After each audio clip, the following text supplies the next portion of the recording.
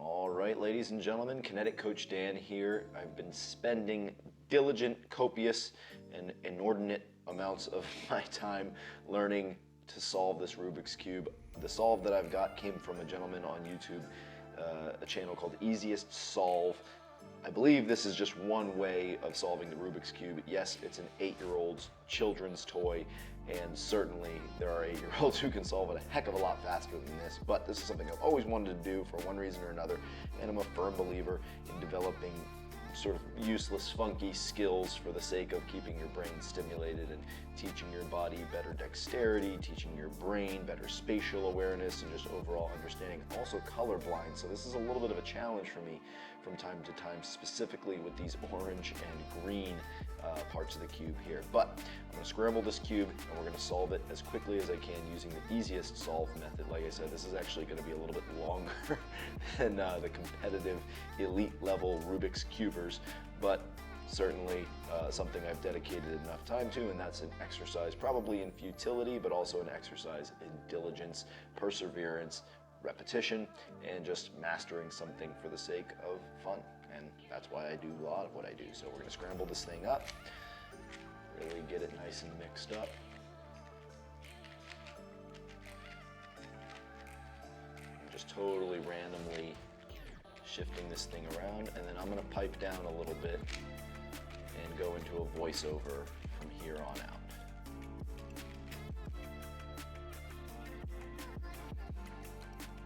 All right, so the first step here is to solve the white daisy. It's going to have a yellow center, so that's that yellow part here, and we're going to try to bring those white cubes in the middle to the sides of that yellow daisy. We're going to consider those to be called the petals. The trick to this is just knowing how to orient the cube so that you can shift the right petal to the right position, and then you'll have to shift that to a position where the cube just below the white petal matches with the cube in the center, so you have matching colors on each side. So you see here I just solved the white daisy, and now what I'm looking for here is that the color just below the white is going to match the color in the center. So we want orange with orange, blue with blue, red with red, green with green, and then we're going to flip those sections over to make what's called the white cross, which is what you see here. And we have those matching colors all the way around. That's going to help to align those center pieces. And now what we want to do is solve the white portion of this. So we have to orient the white pieces to positions where we can shift the cube from one position to the next and make sure that the white aligns on top, and also that you've got the coordinated colors all the way across the top. We're trying to solve to create a white top and colored stripes down the sides of the cube.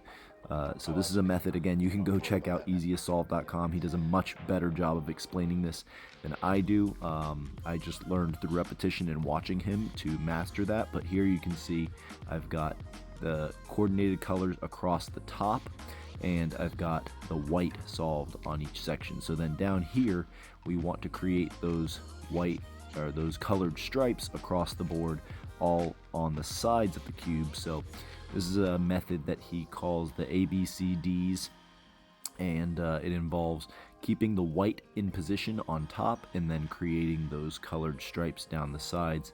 It takes a little bit of thinking, and again, you'll want to watch his videos as opposed to mine. I'm doing it completely in reverse, and he does a much better job of showing it on video so that you can see it in coordination with actually doing it, which is a huge aspect of the coaching here. Again, this is only maybe the 9th time that I've actually solved a cube, so you can see I'm getting closer and closer here, learning to solve the whites and make sure that I keep the whites in place, keep those fixed and in position. And we've got just one more piece to readjust. Now what happens is when you get these yellow pieces on the bottom there and you're trying to shift them into position in the colored stripes, you'll just have to do this solve one more time just to move that yellow piece out of the way, and it'll actually shift. Once you understand a little bit more about how to move the cube and manipulate it, it'll actually shift that yellow cube out of the way and put the colored cube that you need in its space. What's good about this is, again, it's teaching you some spatial relationship skills and spatial awareness. So it's giving you the opportunity to better understand how this 3x3 cube works. So here I'm actually trying to solve what's called the white cross. We're using the top, front, and right clockwise, followed by the right, top, and front counterclockwise movement. Again, go check out Easiest Solve or easiestsolve.com. He can show you how to solve this stuff much more efficiently and effectively than I can here, but this is about a point where I started to get lost a little bit, and I actually lost track of it. So you'll see that I actually ended up ruining the positioning of the yellows here, and had to actually redo everything up to the point of the white daisy.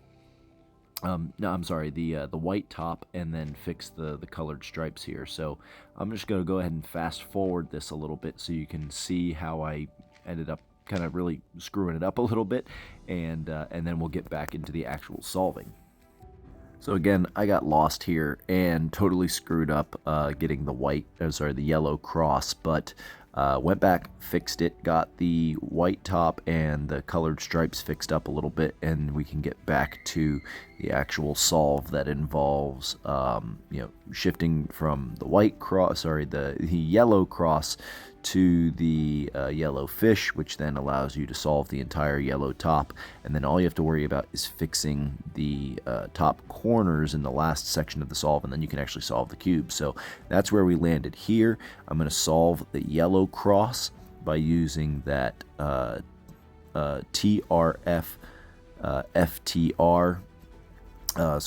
RTF solve, where we're turning it clockwise for 3 moves and then counterclockwise for 3 moves. Again, you want to go over to easiestsolve.com or Easiest Solve on YouTube, and he can give you a better understanding of how to do this. But there are certain ways that you need to orient the cube so that you can properly shift the yellows from one position to the next. See here, I have that yellow cross there, and now we can go into our clock counter and clock flip counter movements. You'll see those on Easiest Solve as well. This is going to allow me to get what's called the yellow fish. You see there, we've got this sort of yellow fish shape there. We'll do the clock counter movements one more time, and that's going to help us to solve the top of the yellow there. Then we have just one more section to complete here, which is these top corners just below the yellow side, and we want to get those fixed. So what you're going to try to do here is find the most solved section and put that at the back. That's the section that's facing away from you, and that's where you're going to go into the flip of the right, and then you're going to do 3 clockwise, alternating from right top. So we're going to flip, and then we're going to go clock, do the back side here, flip it over.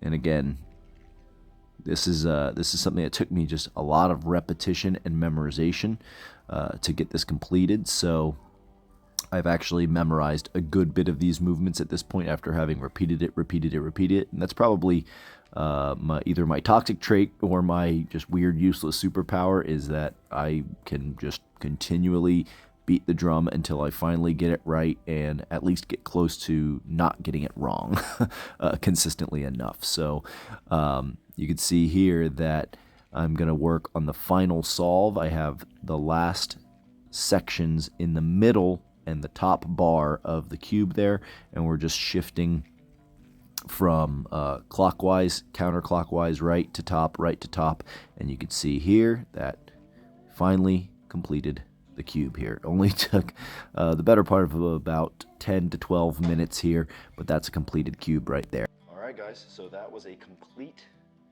solving of the Rubik's Cube. You saw in the middle there, I got a little bit lost even with my own steps. This is really, I think, like the 9th time that I've actually completed them. So you saw I was actually able to troubleshoot in the middle though, and get back to solving my whites, getting my colored stripes back in order, and then completely solving the puzzle this just one way. So again, thank you to the guys over at easiestsolve.com.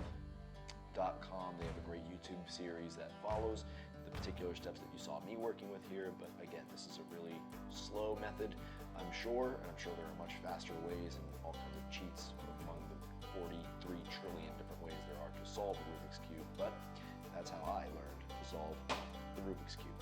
Thanks a lot for watching, guys. Live kinetically.